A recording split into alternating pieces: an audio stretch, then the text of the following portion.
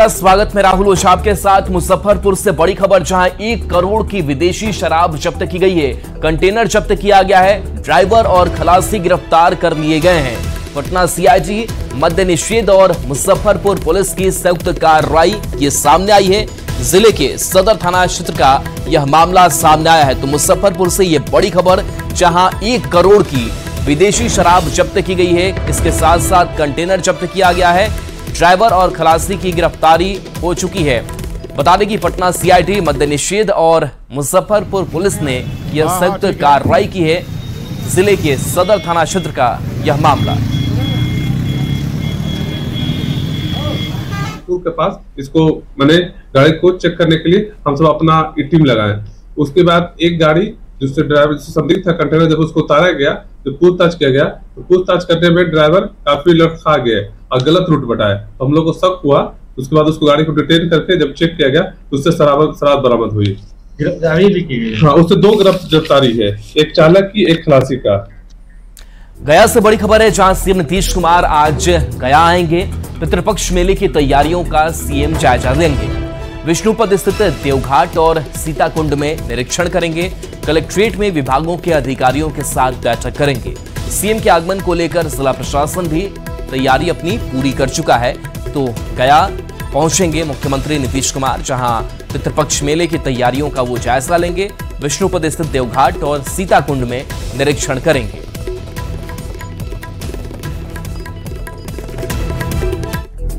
केंद्रीय स्वास्थ्य मंत्री जेपी नड्डा ने बिहार को स्वास्थ्य सेवा के क्षेत्र में बड़ी सौगात दी है। 2 दिन के बिहार दौरे के पहले दिन जेपी नड्डा ने पटना के आईजीआईएमएस में RIO यानी रीजनल इंस्टीट्यूट ऑफ ऑप्थेल्मोलॉजी का उद्घाटन किया। इसके बाद भागलपुर पहुंचे केंद्रीय स्वास्थ्य मंत्री ने जवाहरलाल नेहरू मेडिकल कॉलेज अस्पताल में सुपर स्पेशलिटी ब्लॉक का उद्घाटन किया। केंद्रीय स्वास्थ्य मंत्री इसके बाद गया पहुंचे, जहां उन्होंने अनुग्रह नारायण मगध मेडिकल कॉलेज और अस्पताल में भी सुपर स्पेशलिटी ब्लॉक का उद्घाटन किया। कार्यक्रम के दूसरे दिन आज जेपी नड्डा दरभंगा और मुजफ्फरपुर को भी बड़ी सौगात देने वाले हैं।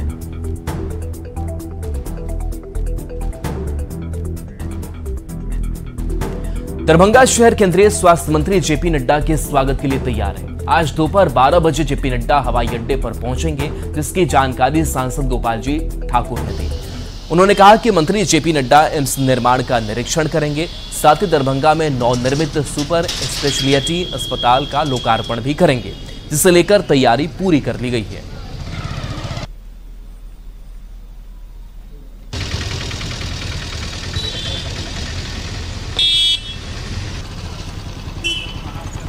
बजे दरभंगा हवाई अड्डा पर पहुंच जाएंगे और वहां बाहर में हम लोग कार्यकर्ताओं के द्वारा ऐतिहासिक स्वागत उनका वहां पर करने वाले हैं। और फिर एम्स के ज़मीन पर शोभन वहां से पहुंचेंगे और शोभन में एम्स ज़मीन जो माननीय नीतीश कुमार जी बिहार सरकार ने दिया है उसका निरीक्षण करेंगे और वहां भी उनका भव्य स्वागत होगा। बिहार दौरे का पहला दिन पूरा करने के बाद बीजेपी के राष्ट्रीय अध्यक्ष और केंद्रीय स्वास्थ्य मंत्री JP Nadda Patna BJP office पहुंचे। उन्होंने 2 बैठक की अध्यक्षता की। इसमें पहली बैठक बीजेपी सदस्यता अभियान समिति के साथ की। इसमें अभियान की समीक्षा करते हुए लक्ष्य को हर हाल में पाने का निर्देश दिया। नड्डा ने नेताओं को गांव से लेकर प्रदेश स्तर तक मजबूती के साथ सदस्यता अभियान चलाने और 1.5 करोड़ सदस्य हासिल करने का निर्देश दिया। इसके बाद बीजेपी कोर कमेटी की बैठक हुई, जिसमें 2025 के चुनाव को लेकर चर्चा की गई। अध्यक्ष ने नेताओं को कार्यकर्ताओं से जुड़ने और सहयोगी दलों के नेताओं से बेहतर तालमेल बैठाने का निर्देश दिया। जायजा लिया संवाददाता रवीश नारायण जायसवाल हैं और इनके साथ साथ यहाँ पे तमाम जो कोर कमेटी के जो मेंबर हैं, संजय जायसवाल हैं और यहाँ पे तारकेश्वर प्रसाद हैं, तमाम जो लोग हैं वो बैठ करके, राधा मोहन सिंह है, यहाँ पे बैठ करके बात हो रही है। और इस बैठक में सबसे खास बात है कि जो सदस्यता अभियान है उसको लेकर के समीक्षा की जाएगी और साथ साथ ही यहाँ पे 2025 के जो विधानसभा का चुनाव है उसे लेकर के यहाँ पे रणनीतियों पर चर्चा होगी। जो बैठक है बीजेपी की जेपी नड्डा के अगुवाई में वो बेहद खास है, क्योंकि 2025 के चुनाव को लेकर के यहाँ पे बड़ी रणनीति तय की जाएगी। पटना से रवीश नारायण की रिपोर्ट। बीजेपी के राष्ट्रीय अध्यक्ष जेपी नड्डा की मौजूदगी में बिहार के सीएम नीतीश कुमार ने एक बार फिर से कहा है कि हमने 2 बार गलती की, लेकिन अब इधर उधर नहीं जाएंगे। नीतीश के बयान पर सियासत गर्म है।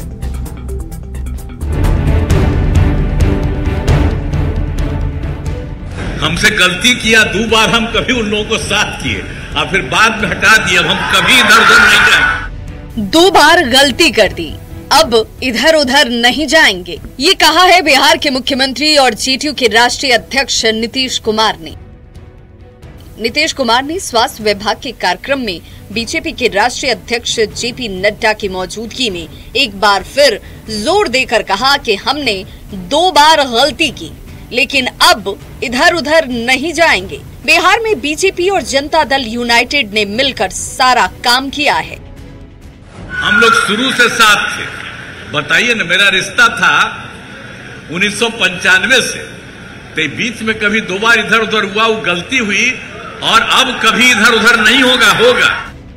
सीएम नीतीश कुमार के बयान पर सियासत भी गर्मा गई है कि बार बार नीतीश कुमार जी को ये बात कहनी पड़ती है। भाजपा इतनी मजबूर कर रही है, भाजपा इतना इनसिक्योर अपने को फील कर रही है, सुरक्षित फील कर रही है कि बार बार नीतीश जी को उनको याद दिलाना पड़ता है कि भाई हम आप ही के साथ हैं। बीजेपी का कहना है कि सीएम नीतीश ने आरजेडी के साथ अपने अनुभव को साझा किया है। मुख्यमंत्री जी अपने अनुभव को साझा कर रहे हैं कि राजद के साथ जाकर विकास परक कार्य करना कितना मुश्किल है। मुख्यमंत्री जी की पहचान विकास पुरुष के रूप में है। जो विकास का सबसे बड़ा दुश्मन है, उसके साथ विकास करने वाला व्यक्ति कैसे रह सकता है। तो वहीं कांग्रेस कह रही है कि आखिर नीतीश कुमार को बार बार सफाई क्यों देनी पड़ रही है। सबको पता है कि नीतीश जी का पुराना रिश्ता भारतीय जनता पार्टी के साथ था, लेकिन नरेंद्र मोदी जी के साथ नहीं।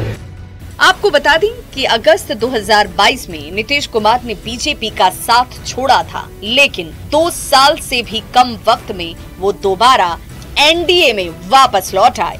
नीतीश कुमार अब बार बार कहीं ना जाने की बात कहकर किसी भी तरह की कयासबाजी को जड़ से खत्म कर देना चाहते हैं।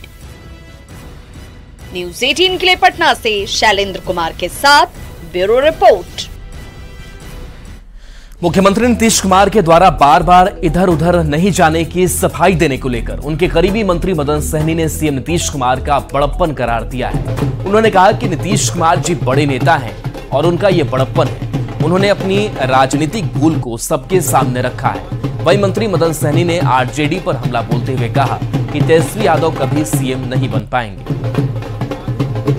बिहार में माननीय मुख्यमंत्री श्री नीतीश कुमार जी, एनडीए के सभी लोग मिलकर के हम लोग विकास का काम करते हैं और विकास के बदौलत हम लोग आगे भी हर जो भी हमारे विपक्षी दल है उनसे मुकाबला करने के लिए हम लोग हमेशा तैयार रहते हैं और उसमें हम लोग सफल भी होंगे। 25 में कह रहे थे तेजस्वी यादव को मुख्यमंत्री बनाएंगे।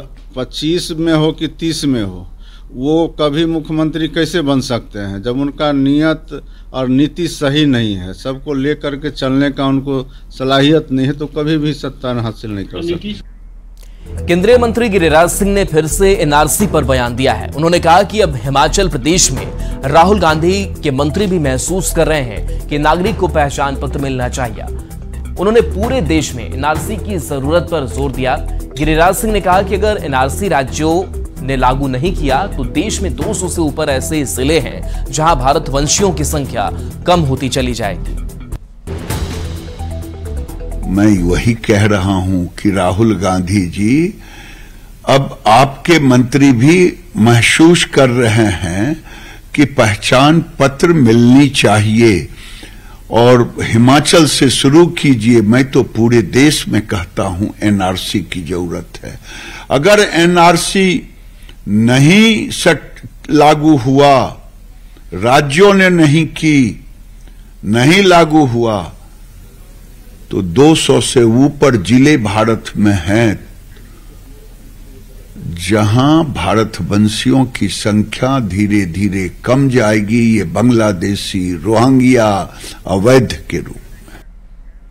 बड़ी खबर है, ड्रोन संचालन पर गृह विभाग का निर्देश अब आ गया है। नियम के सख्ती से पालन करने के निर्देश है। ड्रोन उड़ाने के लिए निबंधन आपको जरूरी होगा। डिजिटल स्काई प्लेटफॉर्म पर भी निबंधन आपको कराना होगा। इसके साथ साथ बिना निबंधन संचालन पर कार्रवाई आपके ऊपर होगी।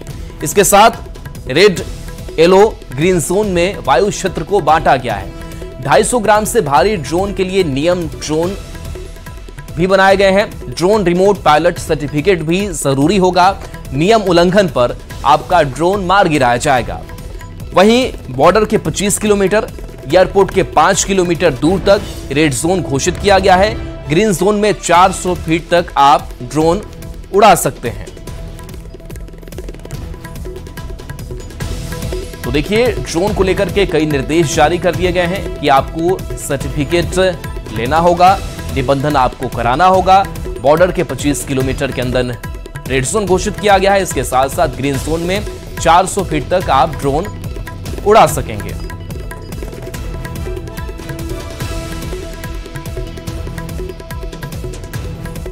बड़ी खबर बघात से है, जहां गंडक नदी के जलस्तर में उछाल दर्ज किया गया है। फिलहाल गंडक नदी में 1,80,000 क्यूसेक पानी का डिस्चार्ज हो रहा है। गंडक नदी के बढ़ते जलस्तर के बाद जल संसाधन विभाग की टीम को अलर्ट कर दिया गया है। वहीं बांधों और तटबंधों पर भी दबाव है। गंडक नदी के जलस्तर का जायजा लिया है न्यूज 18 संवाददाता मुन्ना राज ने। के जलस्तर में एक बार फिर वृद्धि दर्ज की गई है और वाल्मीकि नगर गंडक बराज की बात करें तो वाल्मीकि नगर गंडक बराज पर जलस्तर बढ़कर 1,84,000 क्यूसेक तक पहुंच गया था। हालांकि धीरे धीरे थोड़ी गिरावट भी दर्ज की गई, लेकिन नेपाल के तराई इलाकों में लगातार बारिश हो रही है और बारिश के बाद जिस तरह से गंडक नदी एक बार फिर शांत हो गई थी, तो धीरे धीरे नेपाल की नारायणी नदी के जलस्तर में भी उछाल दर्ज किया गया है और धीरे धीरे यह जलस्तर बढ़कर 1,00,000 क्यूसेक के पार पहुंच गया है। तो फिलहाल बाढ़ की बड़ी संभावनाएं तो नहीं दिख रही है, लेकिन जिस तरह से नेपाल के जल अधिग्रहण क्षेत्रों में बारिश हो रही है और यह बारिश होते रहा तो निश्चित तौर पर गंडक नदी के जलस्तर में और भी उछाल जरूर दर्ज किया जाएगा और धीरे धीरे जलस्तर में वृद्धि के बाद जल संसाधन विभाग के अभियंताओं के भी होश उड़ गए हैं और बांधों और तटबंधों की सुरक्षा बढ़ा दी गई है। लेकिन गंडक नदी के जलस्तर में उतार चढ़ाव के बाद निश्चित तौर पर बांधों और तटबंधों पर दबाव जरूर बनेगा, जिसको देखते हुए जल संसाधन विभाग के साथ ही जिला प्रशासन की टीम भी अलर्ट मोड पर काम कर रही है। अब देखना होगा कि नेपाल में जिस तरह से बारिश हो रही है और जिस तरह से गंडक नदी के जलस्तर में उतार चढ़ाव जारी है, आने वाले दिनों में बाढ़ की क्या संभावनाएं आती है। मुन्ना राज, न्यूज 18 बगहा। दानापुर के फुलवारी शरीफ में दो पक्ष के लोगों में जबरदस्त बवाल हो गया। दरअसल गुरुवार को बजरंग दल के कार्यकर्ताओं ने मवेशियों से भरी ट्रक को पकड़ा था। ट्रक पर लदे मवेशियों को अपना बताते हुए दो पक्ष भिड़ गए। इस दौरान रोड़ेबाजी हुई और लाठी डंडे भी चले। कई दुकानों में तोड़फोड़ की गई। पत्थरबाजी में 4 लोग घायल हुए, जिनका इलाज अस्पताल में जारी है। घटना के बाद इलाके में तनाव जैसे हालात हो गए। बड़ी संख्या में पुलिस बल को तैनात किया गया, तब जाकर मामला शांत हुआ। अभी से हमला करना स्टार्ट कर दिए। आप देख सकते हैं कि हम लोग को चोट लगा हुआ है और भी कुछ लोग हैं जो हॉस्पिटल में एडमिट हैं और भी हमारे भाई है जो घायल है। इन सभी दोषियों पर कड़ी से कड़ी कार्रवाई हो और ये मनोबल दिन पर दिन बढ़ता जा रहा है।